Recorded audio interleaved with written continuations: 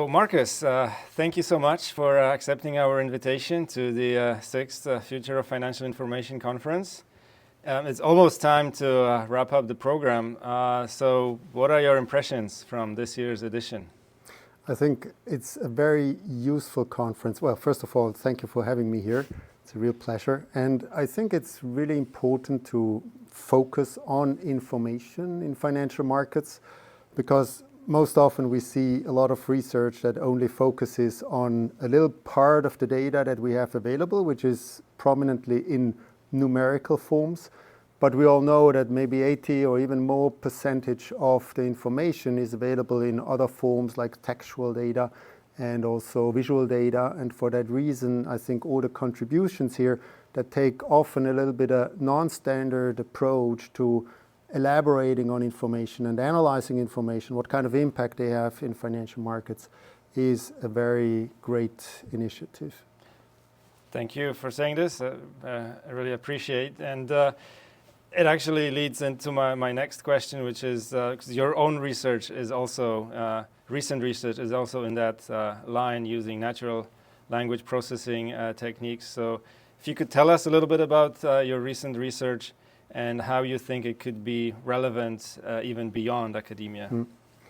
Well, what I think, one of my main motivation for my research is that we are living in an age where we have so much information overflow that it is really hard to extract the relevant information from all this information. And AI, in this respect, is a great opportunity and gives us a great tool into our hands to analyze the relevant information and extract eventually the decision useful information, right? As an academic, we want to analyze maybe the relevant information, but then if we want to have an impact in the real world as an academic, we should also think about what is the decision useful information for all the stakeholders of our research output.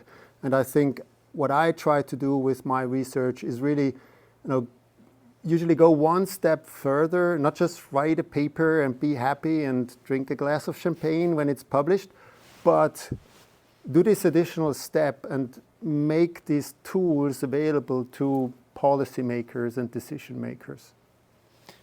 Yeah, I think that's a great benefit to all of us. And so maybe a bonus question. So do you have a sense of like what's the uptake for those tools that you make available to non-academics? Do you hear feedback from policymakers or other users so that you can have a sense of like what's the impact out there?